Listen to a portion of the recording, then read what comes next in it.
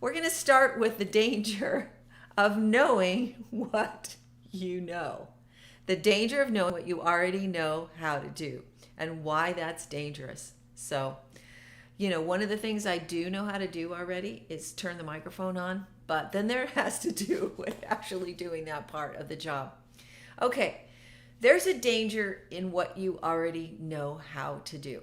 And what you already know how to do and you already do consistently is deeply wired into your body's set point system. Because, by the way, thanks for speaking up. Hello. Your body's wired to keep you safe. Your body is wired to conserve energy. Okay? Your body is a system, it's your earth suit. And so in conserving energy, it is constantly aware of what will be the least amount of energy, what will be the least amount of output needed to get a certain thing done. So, as I said, when you couldn't hear me and all you saw was me talking with nothing coming out, the day you decide this is the day I'm going to get up and start exercising and juicing, your body is going to remind you, your mind, your brain is going to kick in the second you wake up with a reminder that it's going to be way easier if you do it a different way. It will resist you. It will give you resistance toward the change. And one of the reasons for that is simply that it is conserving your energy and it's going with what you already knew how to do, what you've already practiced, what you already expect of your body and yourself. So it will start out your day telling you all the reasons why you shouldn't do a particular thing. And what we do is we internalize that pushback, that resistance, those reminders of the brain, the thoughts that come up to tell you why you should sleep in and eat pancakes instead of go for a run and start juicing kale. And it will come up with these reasons. And there's several things in play. Can it be spiritual warfare? Yes. Can there be emotions attached to that change? Yes. Can there be beliefs? But sometimes it is as simple as your brain just wanting you to conserve energy. Change takes energy. Change takes consistency. Change takes effort. And that is a drain on the system, on the mainframe of your personality and your body. And when we get those kind of just basic resistance factor thoughts and impulses, sometimes we emotionalize them and we spiritualize them and we moralize. And when they come at us, we want to say, we can have an emotional response that defines that experience. So when somebody challenges us outside what we already know how to do, what we've already learned about ourselves, I already know that I'm this kind of person. I like these kind of colors. This is what I do. This is what I don't do. This is the car I like to drive. I know all the technology in the car. I know what buttons to push, right? But then you ever get in a rental car and you go, what? It's so weird. It's so different. I don't know the buttons to push, right? And there's emotions with disorientation. There are emotions with doing things you don't know how to do. There are beliefs about doing things you don't know how to do or you tried to do and you didn't stay doing. And this is where it gets a little dicey. But we should expect that when someone or something is challenging us to do what we don't know how to do, we're going to want to step back into the danger of who we already think we are and what our competencies already are. I noticed this today because I'm listening to some authors and speakers about the creative process and about self-sabotage. And as I shared with you last week, some nuggets from a book called The War of Art by a guy named Pressfield. And I was listening to him and also I'm doing some training with somebody and I am feeling the inner resistance. I'm making some changes and I'm feeling this inner resistance. I'm feeling this pushback and it's somewhere between annoying and angering and emotional and depressing. It's stirring things up because I am being asked now in several fronts as I reevaluate what I need to get done, what I need to be doing. I'm being asked to do things that are not easy for me, that are not easy for me to do. And so when we stick in the world of what we already know how to do, what we already know how to think, what we already know how to say, what we already know how to eat, what we already know we don't like, there's actually a danger in that place. And you can tell you're in the danger zone when someone or something tries to catalyze you into doing what you don't know how to do, what you've never successfully accomplished, what you tried and then gave up on. And you are going to feel resistance coming from your body because it's taking energy to change. And then depending on what else is going on, you're going to feel emotions and discomfort about that change and what you believe about that change and what's possible for you. And I am finding that I don't like it. I'm finding that I really thought I was strong. I was good. And I'm doing 3 different things right now that I don't normally do. Actually 4, maybe 5 at once, where I put myself out there to be accountable, to show up in some places and do what I haven't done for a long time, to let someone else challenge me and push me and ask me questions and get me doing things I don't like to do. One of them is, and I think it's analogous, so I'm going to bring it up. One of them is in a physical training setting. And so what I'm learning from this person is that I have muscle groups that have compensated for weaknesses elsewhere. And because I am so good at compensating for weakness out of a strength, I am not aware of how weak I am and what it's costing me to do that, how my body is responding, and what other cascades are happening because I'm used to compensating and living out of a strength, something I already know about myself, a movement I know I can already do, a way I already exercise, I already move, I already do these things. And so I go, hey, I got this. I am so good at this. This is great. See, no problem here. Or a practitioner that I've gone to see and getting this evaluation, she's asking me these questions, and honestly, I'm rolling my eyes. I'm going, lady, you don't know me very well, do you? I'm the fear-free lady. I'm the I got this lady. I do this, and she starts telling me things about my body. I'm like, I don't think so, because I already know this about me, and I already know that I'm just fine, and I already know this and this and this and this and this. Notwithstanding who I am in Christ and my strength in Him and my healing in Him and His life flowing from me, I found the reflections of these practitioners to be annoying, angering, frustrating, because I already know how to do life. I already know what's working for me. I already know how to compensate. I already know I can, intuitively, whether I'm a trainer or not, I know that I can make my body do certain things and pretty much we're okay. Now, when I'm limping later, when I'm not sleeping later, when I've got something going on that's not resolving itself, and I'm like, well, that's weird. And then you go and somebody says to you, well, do you want to know what's causing that? Do you want to know what's really going on with you? You're completely out of touch with your need to do things you don't know how to do.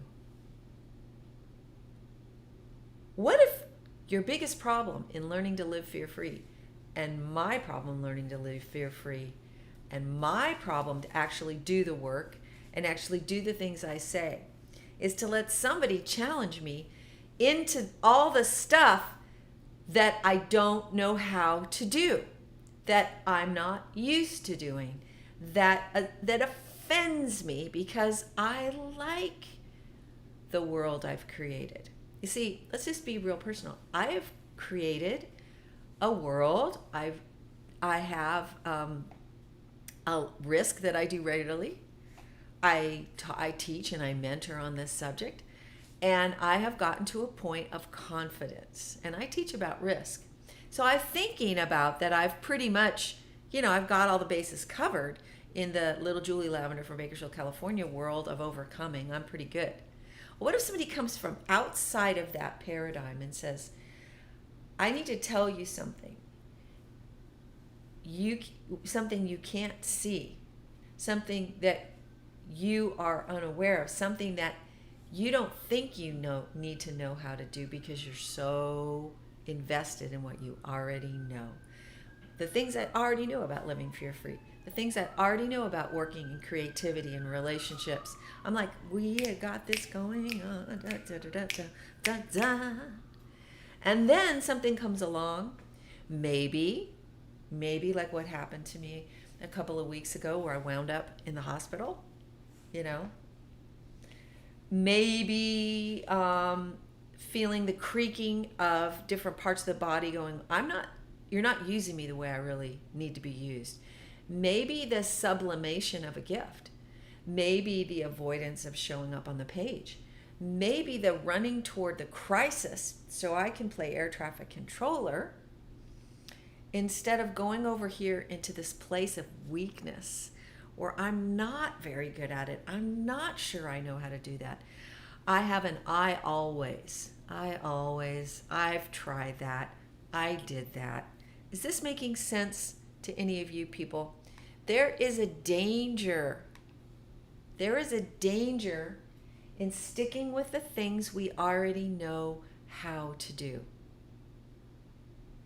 Because just like the body will become so strong at compensating for our weakness, so will our habits, our personalities, our wiring, our brain, and our little worldview will compensate.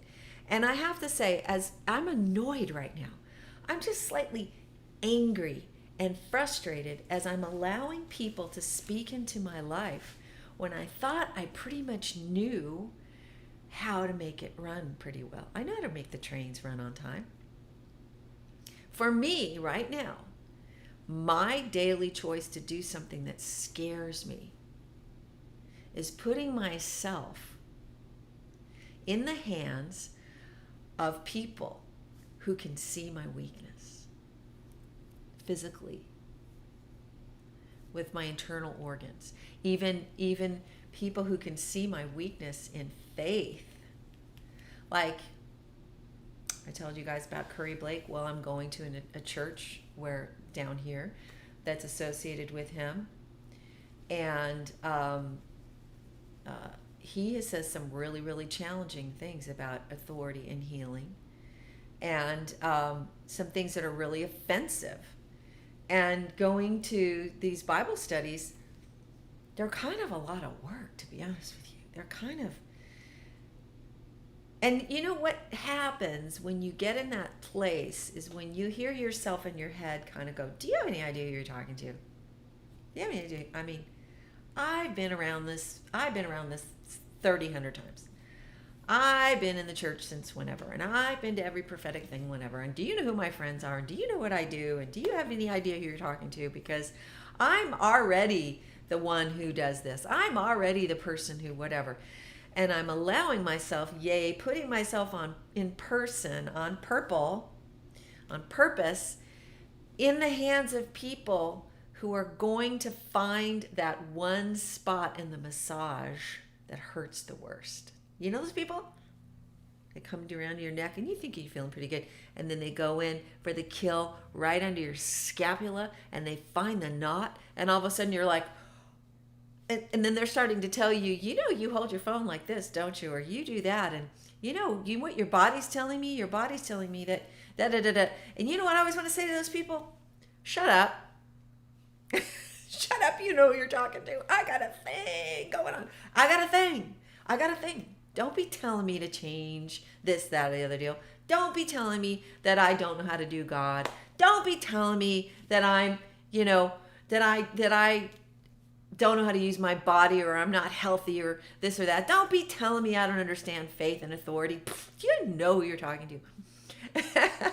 Used to be that when I was really afraid and felt valueless and worthless, what I ran to is the opinions of others to try to earn it. So people would say, and I'd go like, okay, just tell me what you want me to do. I'll do whatever you say so that I can be the super high compliant Julie who gets all the bennies and the affirmations from the leaders and the spiritual leaders and does what everybody wants. Okay, that was a whole stage of my life I got over. Now, you know, as an older person, the danger is being the person who goes, I already know. I do what I do, and I know how to do what I do, and I'm good at I do what I do, and it's pretty much working for me. So who are you to come in and mess me up and tell me about the things I can't see and the competencies I've left undeveloped because of all the strengths? Who are you to tell me that? I don't think I like that. It makes me uncomfortable, and it makes me emotional. Are you hearing what I'm saying? Maybe you're in this place with your fear-free journey where you're just a people pleaser and all you want is the validation of the parking ticket from the people in your life to tell you you're okay. Or maybe you're in a different part of the journey where you've learned a few things. You've got some skills under your belt. You know how to do life. You're getting stronger and better. Surprise!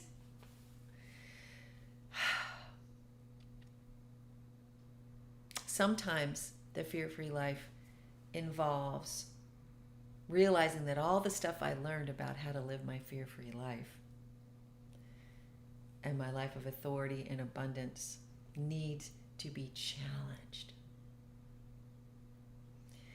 And I'm going to tell you that when you start letting go of all you do know how to do with such competence and brilliance and strength and all those overcompensating muscles in your body and the overcompensating behaviors you do to keep everything working that are pretty good, you're going to start to feel some things.